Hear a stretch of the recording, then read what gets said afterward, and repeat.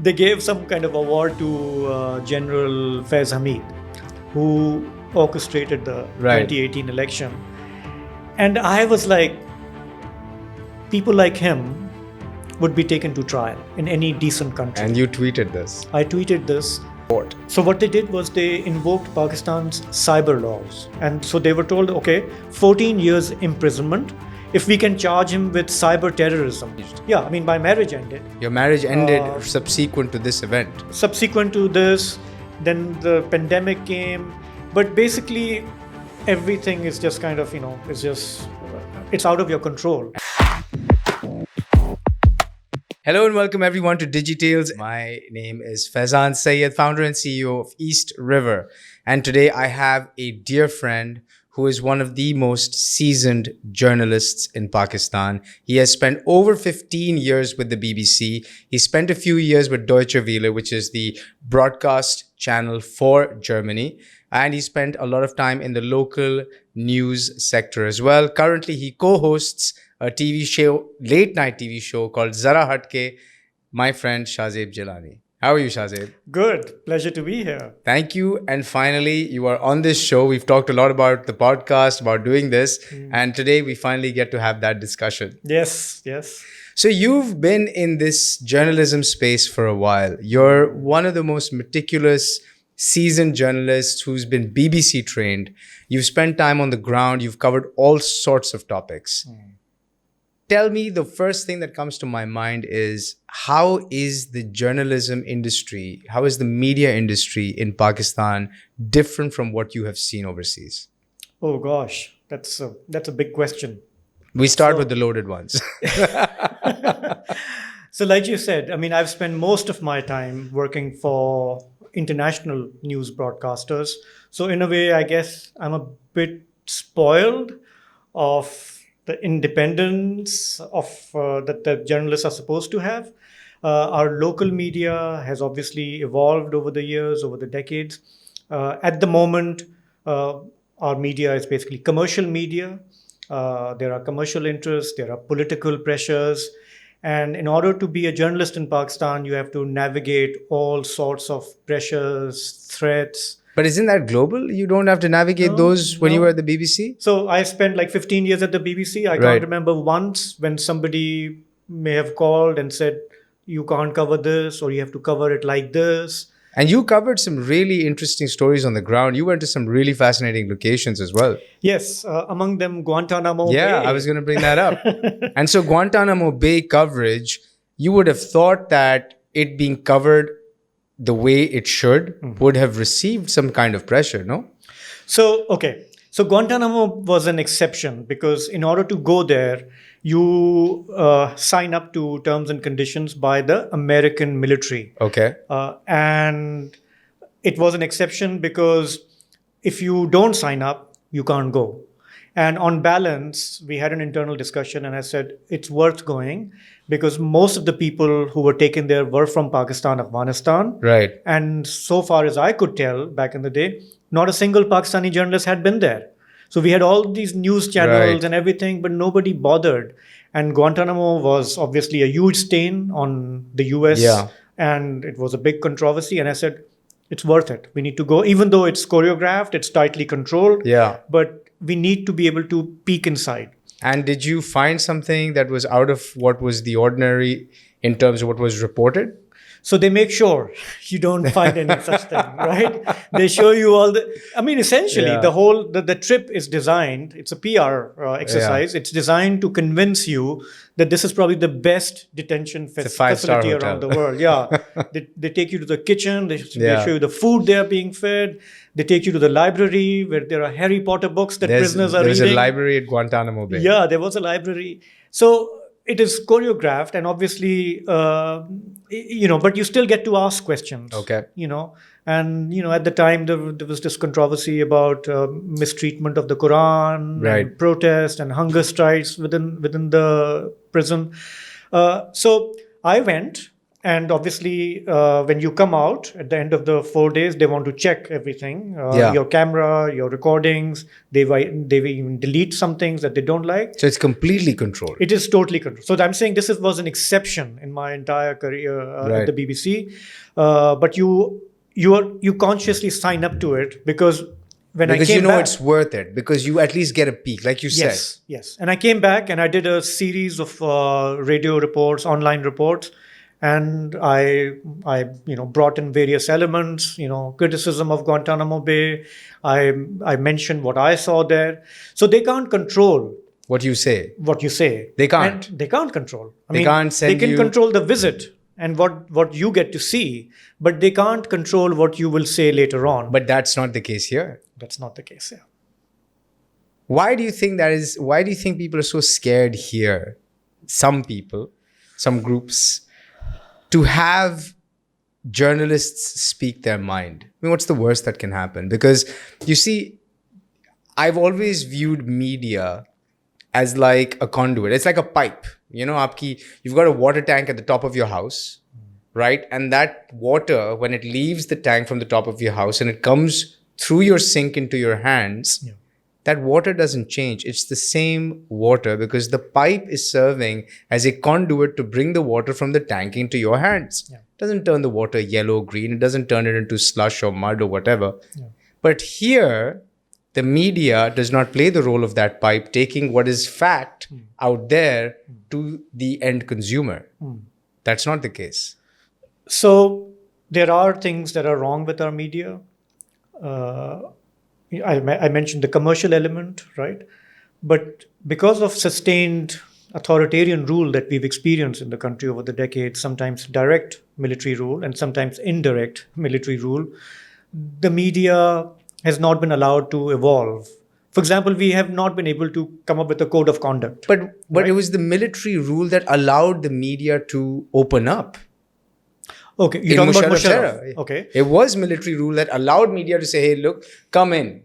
Come one, come all, speak your mind. Yeah. So, yes, the news channels were allowed to come up during General Musharraf's time. And then within few years, he saw that you can't control them. And then he imposed an emergency. Right. There was a blackout. So it should not be up to the ruler to decide. Because we have a constitution. It allows you free speech, freedom of media, expression, and our rights should be guaranteed there. Okay. But unfortunately, that's not the case. And it's not just military rulers. Even political authoritarian governments have gone after the media. But I think they have learned over the years, and they are more tolerant.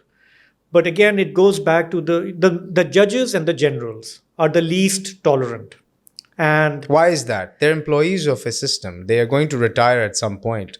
They're not here due to some family legacy. Yeah, because they have disproportionate powers they have enjoyed over the years. Right. And they've exercised them and they've gotten away with them. So they've gotten away picking up journalists, killing them, jailing them. Just for speaking their mind. Just for speaking their mind. And in some cases, maybe the journalist may not have been right or they may have been right. That's irrelevant. Well, yeah, I mean, exactly. Like I said, I'm the first one to admit there are a lot of things that are wrong with our media. Right. Right. Our media houses are compromised. They are partisan. They are not informing. They are part of propaganda campaign at times. Because that's how they are commercially viable? Is that why? The commercial element is there. But also, sometimes they are under pressure. If you don't fall in line, they will come and shut you down. Like the have last your 4 years, distribution shut down at all the cable operator levels. Yeah, they have so many levers to put pressure on you. I mean, Dawn newspaper, founded by Mr. Jinnah, it is a reference point for the world when they want to look at Pakistan. Right. Look at how it has suffered over the last 5-6 years. It has bled financially, and even when the organization tried to engage with powers that be, they were just not having the conversation. So then why be in this business if it's not commercially viable? So there are established media houses. That's all they know. Right. And they have suffered at times, but they have bounced back. So they will stick to it. But you've got digital. Digital has no controls. There's no boundaries. You can create any content you want, disseminate that. Most audiences are sitting on that. Those platforms today. YouTube in Pakistan is over 55 million subscribers. Facebook is about, let's say, 50 million odd. Yeah. So why not just rely entirely on digital to educate the audiences? So that's where I think the technological change that you're talking about, our media organizations have been slow to adapt to it, Right. to react to it, to capitalize on it.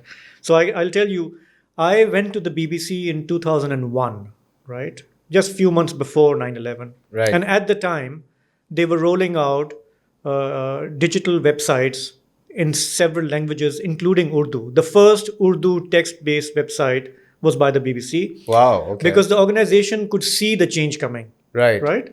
Over here, it's now what, 2022, end of 2022. Many of media houses still don't have a proper digital strategy. Right. There's a generation gap. People who have run newspapers or news channels can't get their head around this, and they're just playing catch up. You look at India, you look at many other countries, you look at New York Times, you look at The Guardian. There was this disruption. Every time there's a technological change, when the industry was moving from newspapers to television, there was a whole generation of journalists which said, okay, now we're doomed. Journalism is dead. This is all just, fun and games. But it survived. From television to digital, same questions are being asked. I mean, I've been in conferences in the last couple of months where we're asking, what is the future of journalism in the age of social media? Is it Vice News? Well, I don't know. I don't think anybody has the answer. I mean, my answer is that journalism will exist. It will not exist in the shape or form that I have practiced it, Right. or we have known it. Because the disruption by social media and digital media is so huge that we haven't been able to kind of make sense of it, right?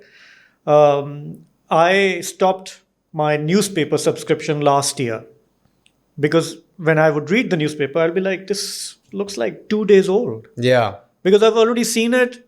News is breaking in real time. Information is breaking in But real it's time. printed. Digital can be changed. Digital can be changed, yes. I mean, you can change a line here and there, soften things after it has been published and printed, and that has happened in many cases. The thing with print is that it's now a part of public record. It's printed, Yes. it's in the hands of the consumer, it cannot be changed. Yes. You know? The problem with getting information on this, a lot of it is not verified. It is misinformation. And I can't tell you conversation. I was in Germany last week, and on the flight I met this woman. She was a CEO of some company.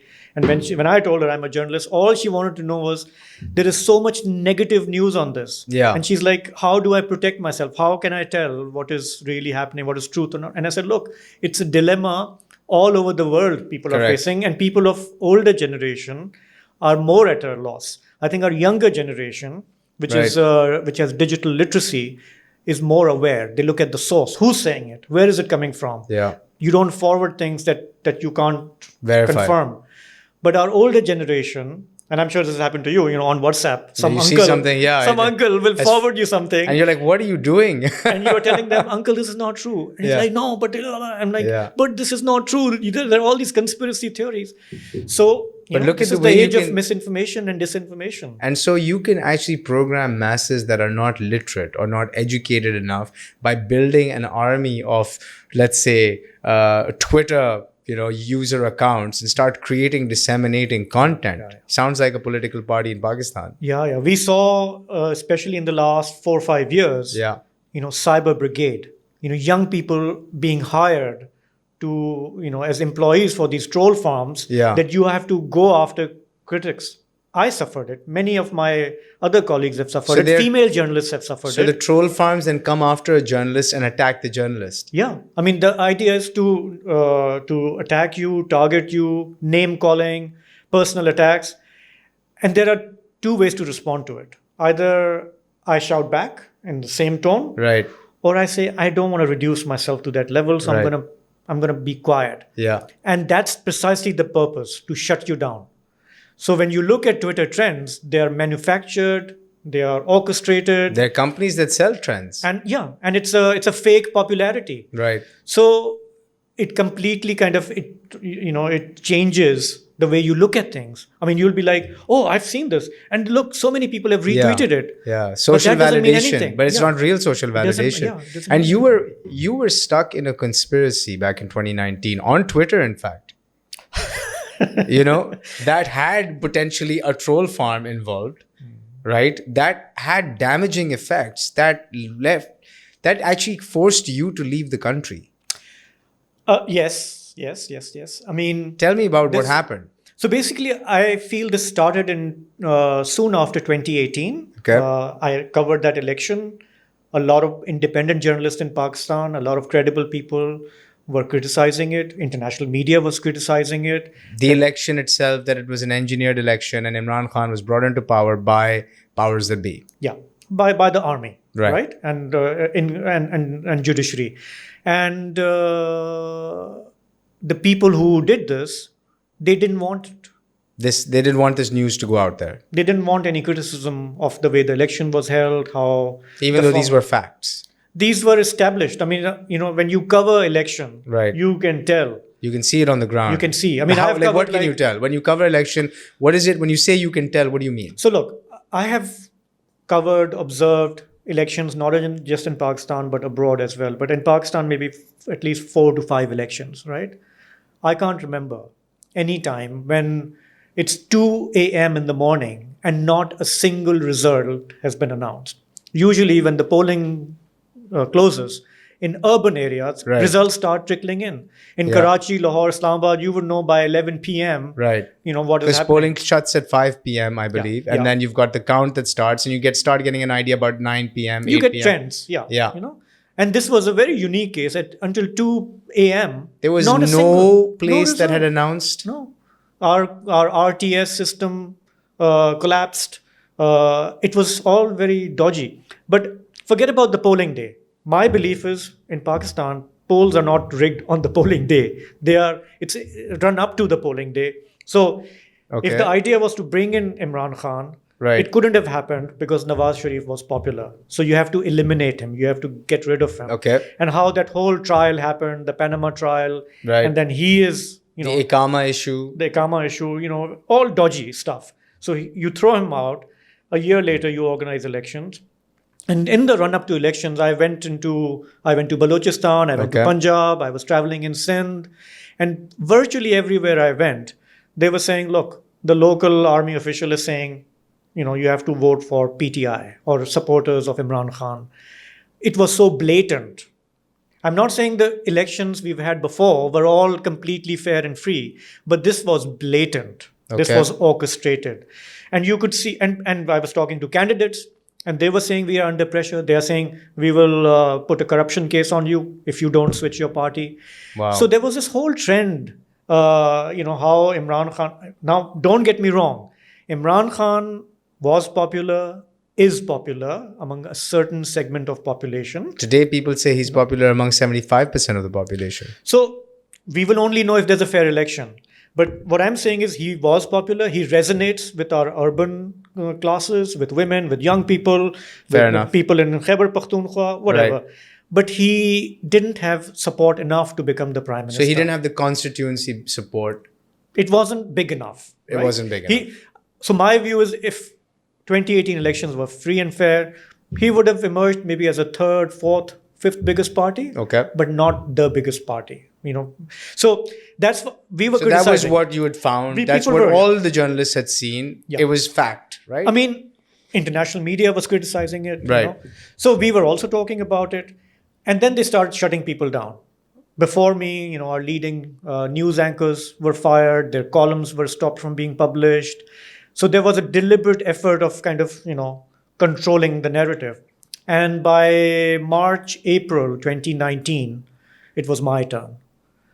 And I had aired a program on Dunia TV, basically looking at the former Prime Minister, Mohammad Khan Junejo from the 80s. Because I was told, look, This was something around 23rd March, I think there was. yeah, around that time. Yeah. Yeah.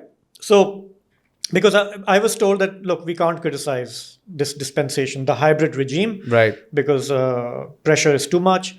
So I said, okay, fine. Can we talk about history? And I was told, yeah, okay, fine. So I said, okay, let me look at We in our find history. a similar situation in history. Yeah, and I said, look, Junejo was a puppet prime minister of his time, Right. but even he had the spine to stand up to General Zia, Right. who had hanged an elected prime minister. Right. You know, his martial law. I mean, you've seen Musharraf martial Right. law. Ask people who endured General Zia's martial law. You Right. know, We were too young at the time to public understand. lashings Yeah. and hangings and all that. So I looked at Muhammad Khan Junejo as a puppet prime minister of his time, Right. but still having a political vision and negotiating restoration of democracy. Right.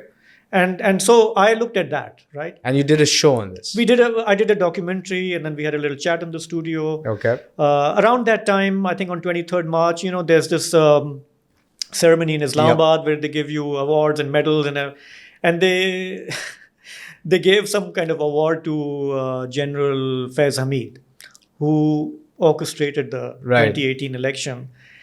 And I was like, people like him would be taken to trial in any decent country. And you tweeted this. I tweeted this, and I said, but we call them up and we give them these medals. Right.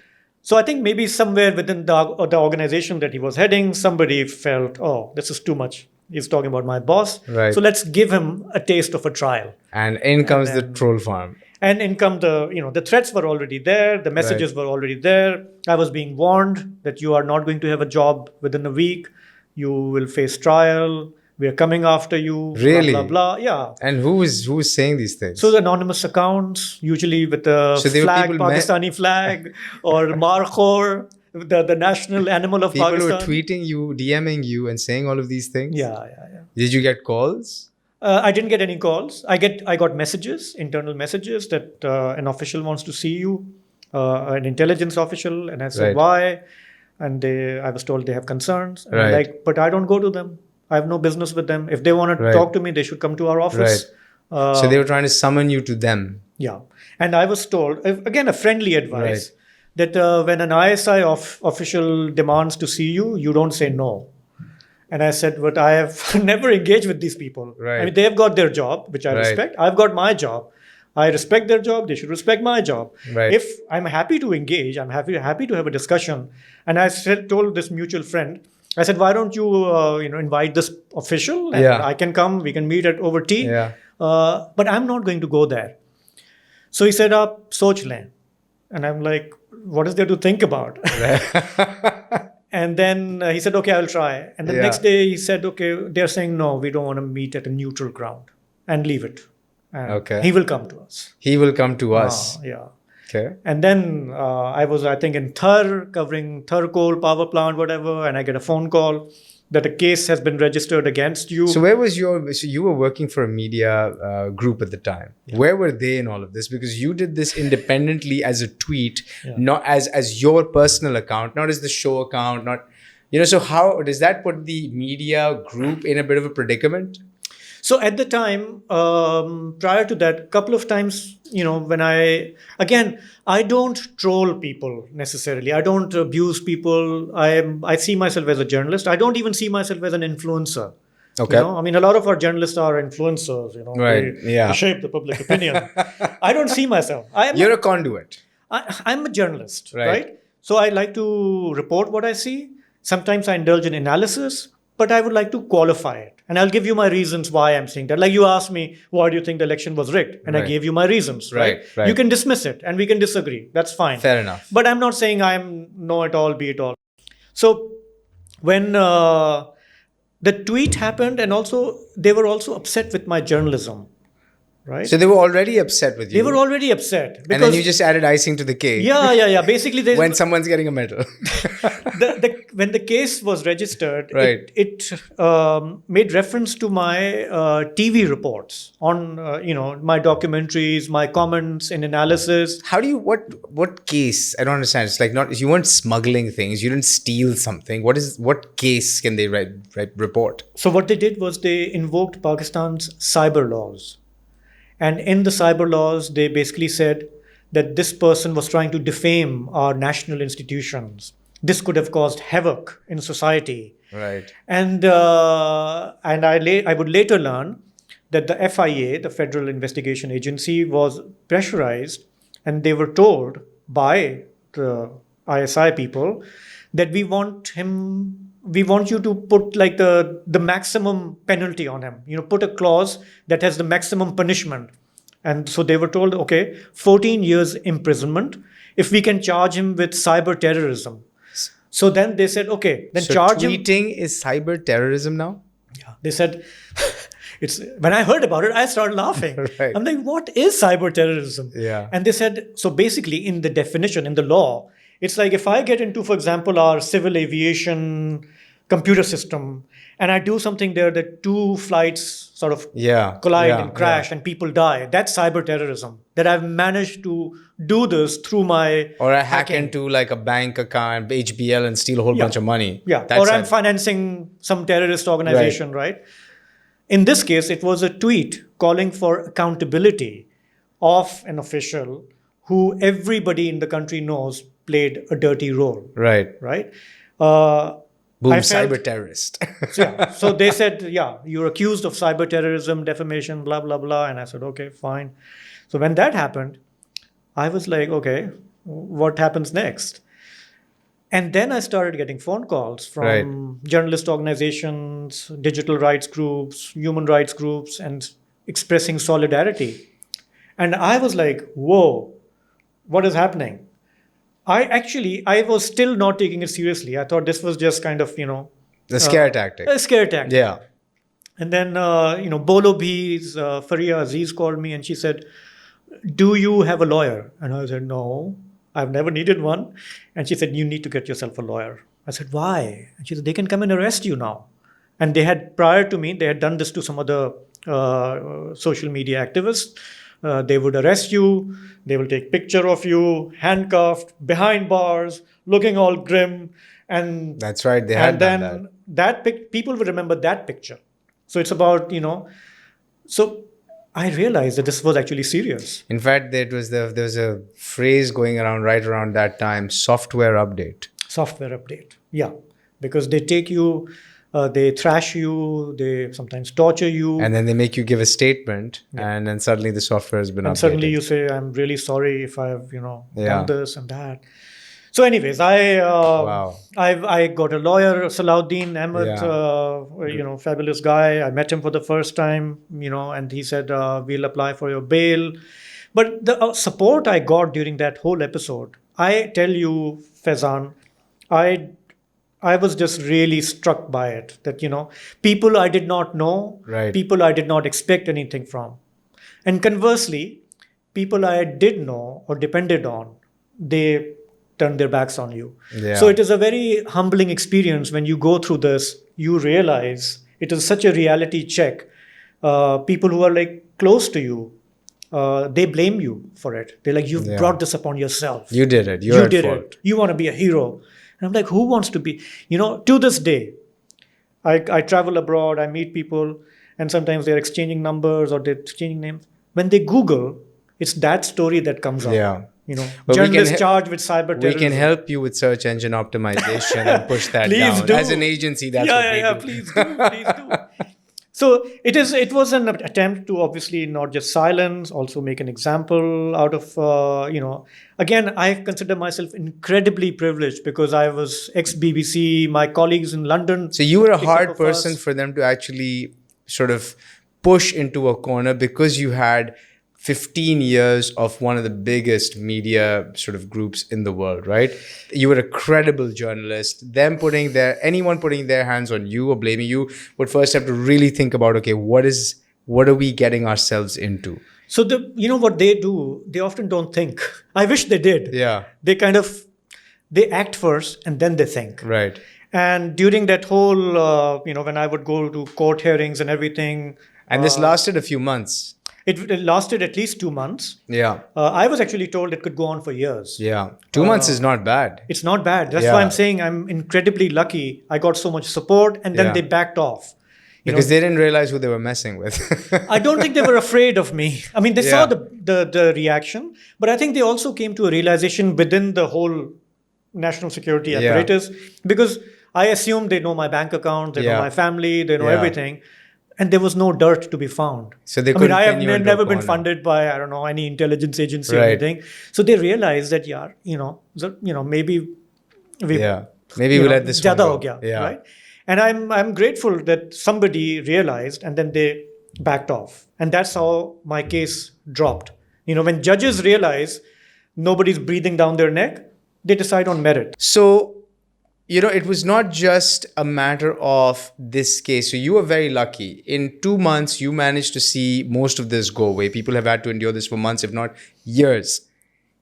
What most people don't see is the impact a case like this, false charges, false accusations, having to run to court, deal with all the headaches. Some people end up in jail or detention or remand or whatever it is, right, for months. No one gets to see, or most people never talk about the impact it has on their personal lives. You had to leave the country and you had to change or face drastic changes in your personal life subsequently. True. How was that like? So basically, the huge impact is loss of earnings, because while I was facing the court case, I was sacked by my news channel. And so that's why I was asking, did your employer support you at that time? So no, they didn't, and it's fine. I understand that they have their limitations. When you get a call from an intelligence official, we want so and so sacked, you can't say no. And these are commercial organizations. It's fine. Right. I was actually going to leave anyways. Right. I had informed my employer when I was starting to I was feeling the heat. I had told them, look, I have an offer from Germany. I don't want to go because I've done my time international reporting. Right. I want to live in my country and I want to do my journalism And here. you'd moved from the UK Yeah, to Pakistan with your family. I had moved, yes, in 2013. Yeah. Deliberate decision. Everybody advised Yeah. against it. But I said, my heart is in Pakistan. Right. I've done my international reporting. Right. This is where I feel at home, despite all its problems. So I didn't want to go to Germany. I had an offer. But when this happened, my dad, my family, everybody said, look, you have to go. And one of the main reasons was that once they label you as anti-state, traitor, Then blah, you're- blah, blah, it's then hard to- nobody wants to come near you. Right? No one hires you, yeah. I mean, I know a lot of people in media industry, but nobody wants to come close to you. So what do? So Urdu mein hum kehte hain, marta kya na karta. Yeah. I said, okay, fine, I'm going to take up this job and kind of go off the radar. Yeah. Right. So I took up that job and then I went to Germany and all that. But it takes a toll because you start to second guess yourself. When people close to you, who you think will be your support, when they blame you for it. And so there's then that time of reflection. So your relationships go bad, go wrong. I mean, if they're already dying, then Right. this Is the nail in the crisis coffin. sometimes just kind of Because it pushes every relationship to the limit. and I, with hindsight, I say I'm grateful for everything because I'm wiser now.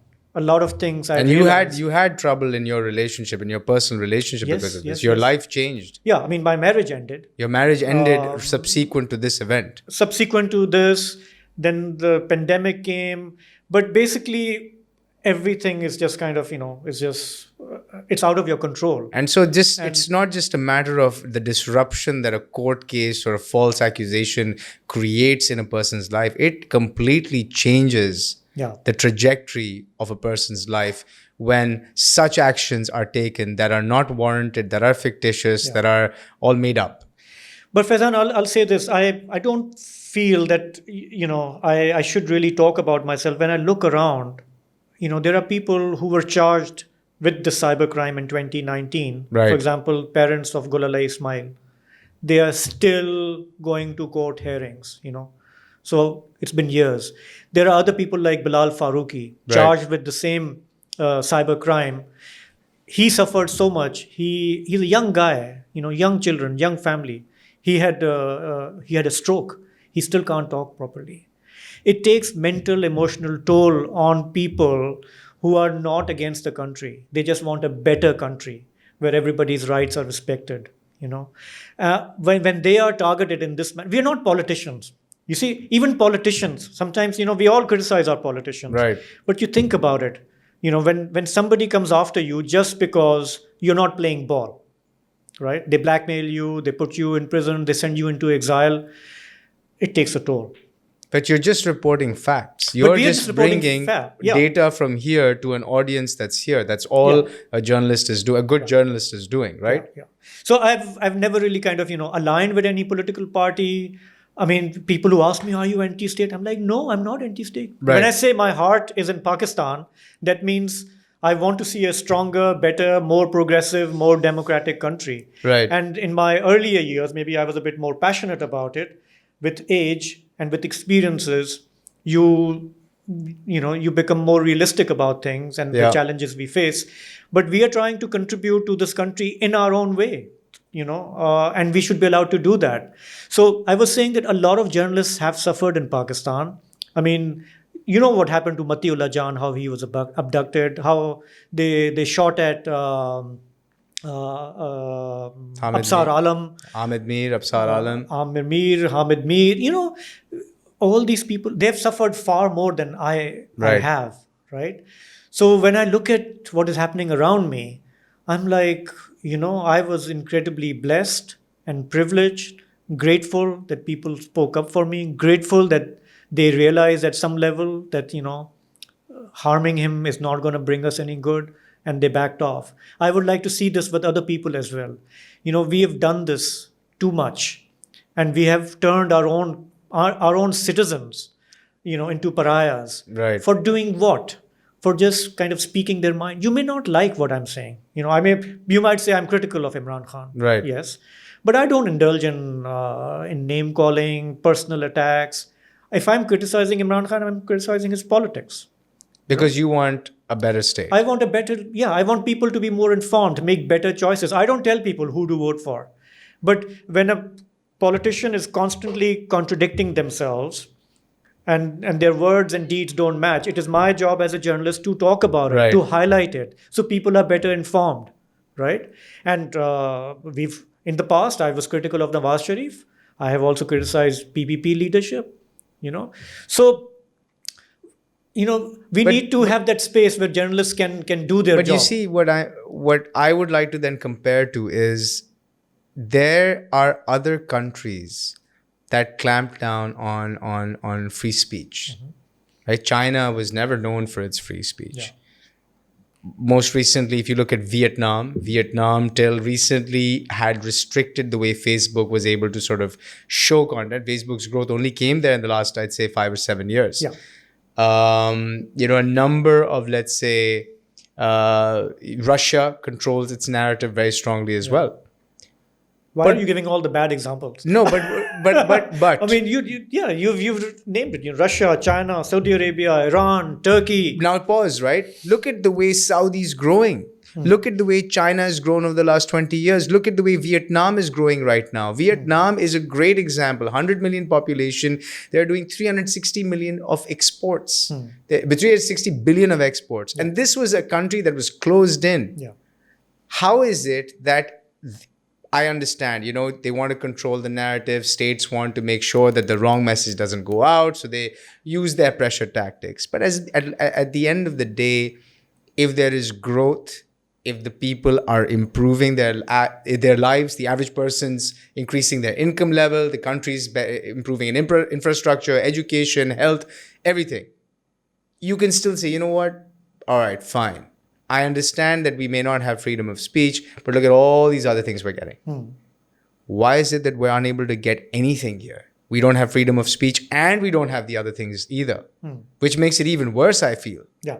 So I think we need to be very clear that Pakistan is not Saudi Arabia. It is not China. We are a democratic country. But are we a democratic country? I mean, is it really a democratic country if you are just documented how an election can be rigged? Yeah. So what I'm saying is we are a parliamentary democracy according to our constitution. Right. If we abide by the constitution, we can progress. And I will tell you this, that is the only way Pakistan can survive. All the dictators who try to run the country by force it has, damaged the country irreparably, I would say. But it's Right? not one dictator. You see, that my view on this is that there are five forces. There are five dictatorial powers that run this country. You've got the army or the military establishment. You've got judiciary. You've got the politicians. You've got big business, and then you've got the bureaucrats who actually sign everything and make sure the system moves. Yeah. Each of these five do not get along, or maybe two get along in one government, or another two get along in another government. And every time there's a disconnect, it's like, forget what the other guy did, let's start afresh. Yeah. And so we're unable to make any progress. Yeah. So again, these tensions within institutions are inherent in any democratic system. That's how it's designed. There's a check and balance. It's frustrating. It's incremental improvement. You move slow. Our problem is we're impatient. Every time there's a bit of frustration with the system, we want to kind of invent something new. Right. And we've gone back and forth over the last 75 years. Look at our economy right now, right? We're sinking. In the process of this power struggle at the top between generals, judges, politicians, maybe media tycoons, the country is sinking. We barely have enough money to pay 2 months of our bills. Right? 5 billion of the 7 billion that's in the bank, so to speak, is from our friendly countries we can't touch. Yeah. So in part, that's because we decided early on that we will be a warrior state. So we're like a warrior for hire. We We're like a went into security this guard. whole jihadi policy, the whole militancy, Afghanistan, Kashmir, and all that. Look at Bangladesh. We decided to be a trading nation, right? Their social indicators are better than ours. Right. So we became a national security state, paranoid, insecure. Enemy is going to enter. We need to have nuclear weapons. That's our mindset. Right. Because the military controlled everything. Military imposed its point of view on the citizens of this country. Bangladesh had the same exact enemy on their border. They don't seem to have a problem. I mean, they struggle with the military rule, but eventually Eventually, of course. Even now, it is not a functioning democracy. There's a civilian authoritarianism there. Right. But I'm just saying that it was part of us, 50 years ago, right? But some of its social indicators are much better. Its foreign exchange reserves are better than it's trading more. It's Exports exporting. are better, exactly. Its family planning. Its education level, female literacy. It's better than ours, right? We could have been a very different country. So what's wrong with what's wrong with being a military state or a security state or guns for hire? Look at Blackwater as an American company. It's a great business. Come on, you can make some really good money doing that, and everyone's lives can be better. Why not become the best at being a security state and make money and improve the lives of the average citizen? What about the social contract with your people? You're supposed to give them education, health. So use the money from the security apparatus to feed the people and educate them and clothe them and house them and whatever. Why not use that? So, Miftah Ismail lately is talking about the 1%. Right. So it's our elite. They have enriched themselves. I mean, when we criticize, for example, the army, not everybody in the army is, better off. It's the top. Have you seen the salaries of the army? The salaries are really, really low. I empathize with our soldiers, who are, they have a very difficult life. They are ready to lay down their lives. Yeah. I salute that, right? But it's the top, the military elite. You look at judiciary, it's the elite, our top judiciary, how they behave. So look at our chief justices in the last 10 years. Every guy is worse than the previous one. So you're saying this is a country for the elite, by the elite? Well, do you disagree? I mean, so then why would it change? So then what you're saying, if it's for the elite, by the elite, and maybe we can go back in history and some people might even argue that it was created by the elite for the elite, right?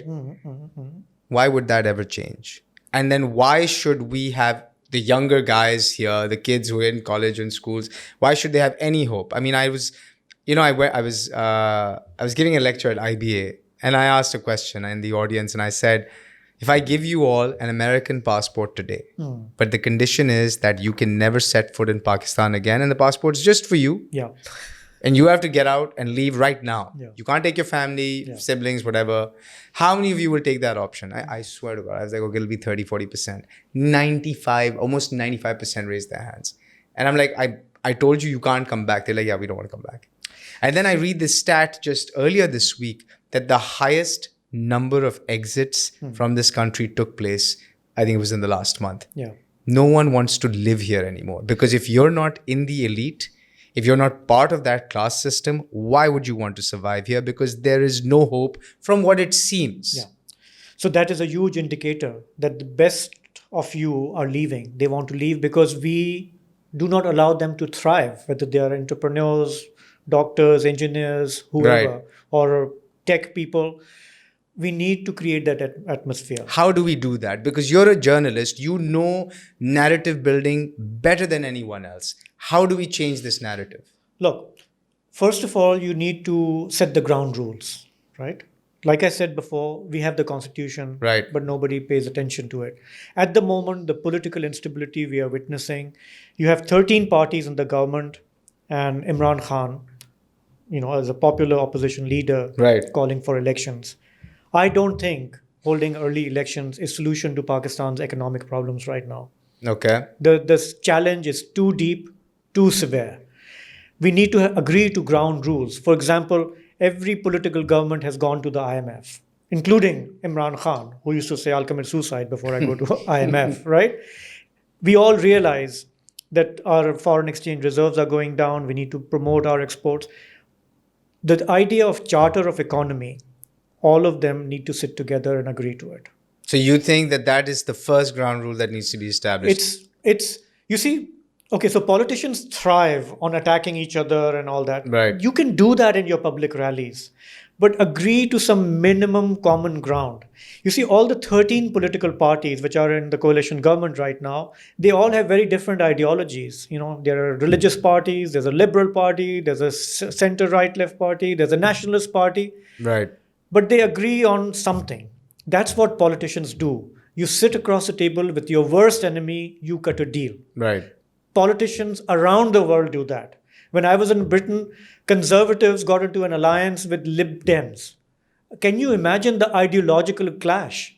That's and unbelievable. And they got the job done. Right? You look at India, coalition governments. It happens around the world.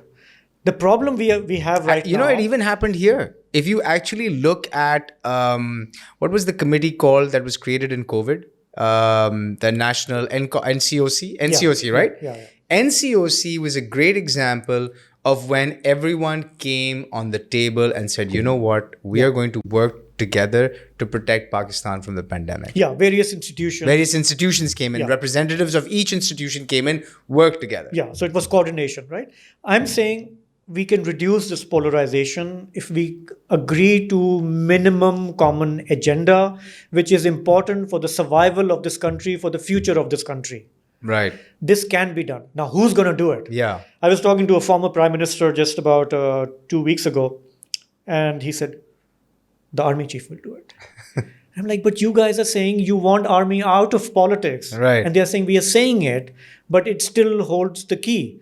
The army chief, the new army chief, needs to bring everybody into a room, sit around the table. And I said, that's not going to work. You invite the army chief into politics, you will be hard-pressed to get rid of him. Right. Because then if the army chief is going to say, well, if I'm going to be deciding everything, why do we need you guys? Exactly. Why can't I just pack you, So then what is this? So then in the Charter of Democracy, who runs the show? Who actually gets to call the shots? So... Is it the Chief Justice? No. It will... Look, the country was created by a lawyer, an eminent lawyer. It has to be run by politicians, by elected representatives. Judiciary has a role, army has a role, business people have their role. But decisions have to be made by the majority of, But how do you run this? How do you create the... So, I honestly, I'm not happy with the way this government is managing the economy. It's terrible. Right. Everybody you talk to is really worried about next week, next month, right? It's a disastrous performance by Sarkar. They need to sit across the table. They need to stop saying, I will not talk to Faizan because he is a thief and a crook. And likewise, however much we dislike each other. But someone needs to hold their hands and say, come sit down together on the table. Yeah. Who is that someone? So Is it My- is it an outsider? Is it like no. We listen. We need to sort out our own problems. so? Then that's We've the looked- problem. We don't know who that someone is. So that's where we need to expect a bit of leadership from our political parties. And again, I would say, Do you think that the prime minister can actually grab the hands of all political parties and say, "Get on the table. We will sign this. I'm willing to concede to some points if you're willing to concede." so they've said this repeatedly. It's Imran Khan who's not ready to talk because he thinks, why do I need to talk? I'm demanding elections. If elections are held, I'm popular. So then, are you I saying don't- that Imran Khan is holding the country hostage in this case? Well, he's the one who's refusing to engage with his opponents. And because he's right? refusing to engage, we're sort of stuck. Yeah, I mean, he could very well say that I still believe you guys are corrupt Yeah. and you need to be held accountable. This will be done through courts. Sure. Hold us independently accountable once we have a country. once we have a country. Yes. But until then, this is our biggest challenge. Right. If the country defaults, if the country is kind of on its knees, how will you govern? And it's not like we don't know how Imran Khan performed. Right. We know 3.5 years of that sort of leadership, where every week, you are a laughing stock because you're saying such outrageous things. Right. About you coming up, somebody whispers an idea in your head and you go on to make a speech. So we are expecting to hopefully come out of it. But then how does that change the narrative? Even if you get the council together and you agree on all this, let's say, charter of economy, and here's what we're going to do going forward, how does that change the narrative that prevents young people from exiting this country and creating the brain drain that will inevitably lead to an implosion potentially? So, I said to you earlier in 2013, I relocated my family from London to Karachi. Right. And at the time, there was reservation and everything. And I said, look, I'll put you in the best school because I'm privileged enough. I can afford it. And I'll give you the lifestyle. So, for your future. At that time, I could see that, the People's Party government had come to an end. Nawaz Sharif was coming in. And I said, maybe now we are going to have 5 years of each government, no martial law, no sort of ukhar pichar. I was still optimistic. You ask me today, and I work with young people, young journalists, digital experts and everything. And they come to me for advice. They're applying to universities in Germany for scholarships. And I'm strongly encouraging them. And I'm saying, if you can get a chance to leave and thrive in some other part of the world, take your chances. Wow. Because I don't think there's any value staying in the country, wasting yourself when the society, the country, the ecosystem does not allow you to thrive. You will only grow frustrated and angry. You will blame. You will not be able to realize your full potential. Right. And I think, so I tell my younger colleagues, your first responsibility is to yourself. Maybe when you go abroad, you thrive, you get opportunities, then you have a choice. You can always come back should you choose to. I did. Right. You did, right? I did. You could still be in the US, but you are sitting here. You're an entrepreneur. You're coming up with these ideas. You are hopeful. You're an optimist. I see opportunity in crisis. So Right? I believe that I think we are sitting at the cross section of the greatest opportunity in the history of this country. I'll be honest with you. I know it sucks. I get it. It's bad. Okay, so that's good to hear. I don't hear this very often. And it's music to my ears. But I will tell you, I was an optimist. I'm now deeply skeptical. I'm not yet a cynic. Maybe when I'm in my 60s, I will be one of those senile cynics. You hear your uncles and they're like, kuch nahi hoga, No, but look, doomed. it's very simple, right? Like at the end of the day, what does any human need? Basic human needs, right? Safety and security. I hate quoting an old politician, but roti kapda makan, right? And a little bit of safety, security. You amplify this. At the end of the day, money solves everything. True. Money is the solution to your problems. Put everyone to work. Put money in everyone's pocket. However you do this, there are ways, creative ways to solve this problem. Yeah. The minute people start seeing money, they will forget everything. Yeah. Money creates security. Money creates the illusion of joy, happiness. People's lives are better. The minute money starts flowing in, the drain starts decreasing. People start staying here.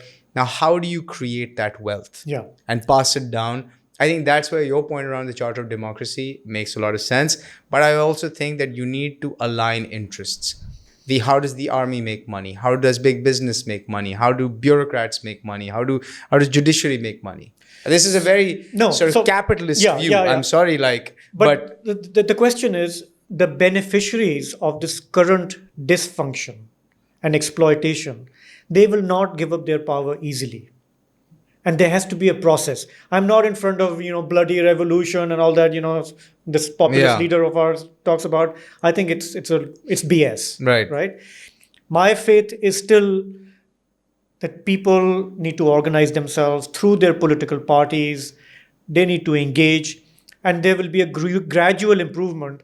I think the army is also beginning to realize, from what we are hearing of late, that the burden, it is sinking by its own burden. Look at how everybody likes to see our military strong and performing its job according to constitution, but the way it's been vilified and defamed this year, I have not seen this in my, even when we had a General Zia's martial law, I did not see. And again, there has to be a realization you cannot control the narrative.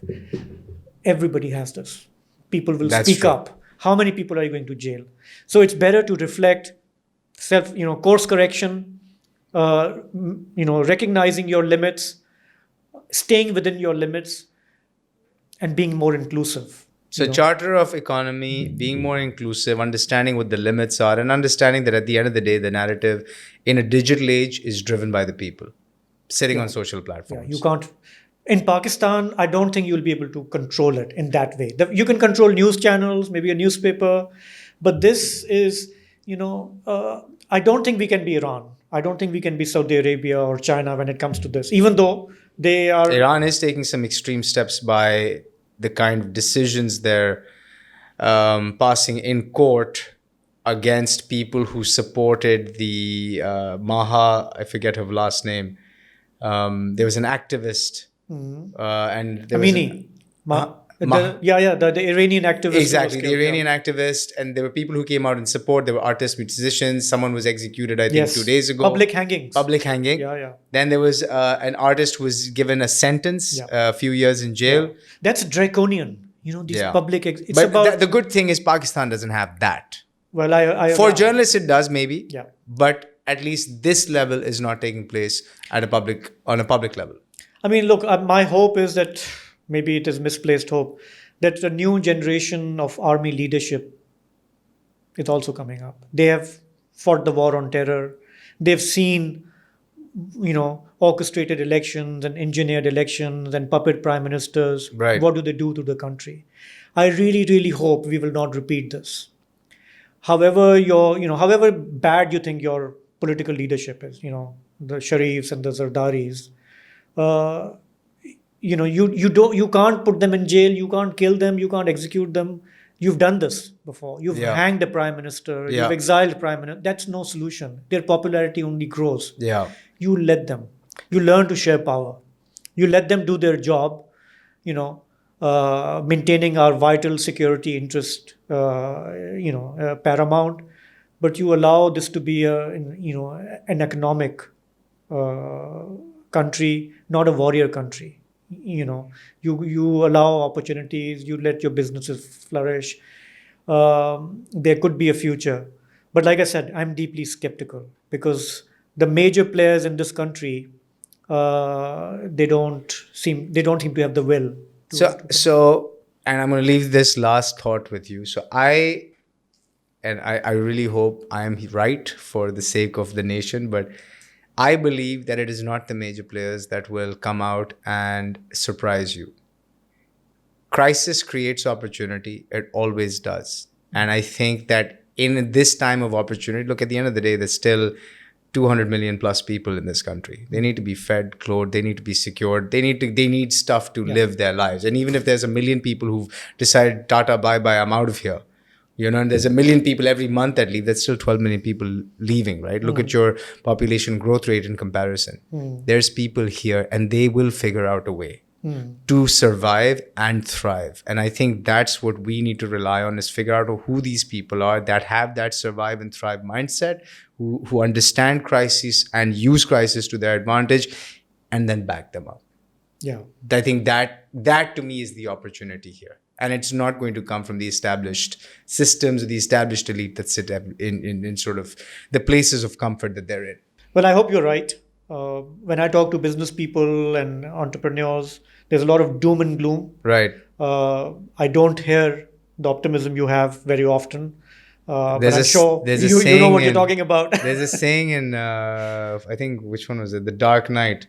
The night is darkest before dawn. I love that saying. And I think that this is that moment in our history. I would like to believe that. And I think you're right. We must not lose hope. Yeah. However bad things may be at the moment. I think we've been through worst. I mean, been imagine through worse, yeah. your country being dismembered. Imagine We've been losing through a worse. war, right? We've been through some dark chapters. We're right? out of money right now. So, okay, fine. Yeah. We'll figure it out. But we shouldn't be complacent either. Yeah. I mean, I keep hearing from the government that, oh, no, this is not a big deal. We'll ride through the storm. We're used to it. We're just used to living on the edge, Yeah. I think we need to get out of this. It's about time. For the sake of our younger generation, you've got gray beard. my beard is getting gray as well. We need to really think about our younger people. Yeah, we do. It We is time. we owe it to them. It is time. We've tried. Maybe we failed. We've been a bit successful somewhere, but they deserve a better country. Thank you, Shahzeb. This was a great chat. I know it wasn't as optimistic as positive, but I still believe, and I think everyone should, that there is opportunity. And opportunity lies oftentimes in the middle of a crisis. You just have to find it. And I think that we are at the cusp. And if everyone kind of, like you said, comes together, we potentially have a solution at play. So hopefully, when we meet again, Yeah. we're going to be talking about a thriving nation. Hopefully, fingers crossed. Fingers crossed. Thank you everyone for tuning in. Stay tuned to the next episode of DigiTales next week. Bye-bye.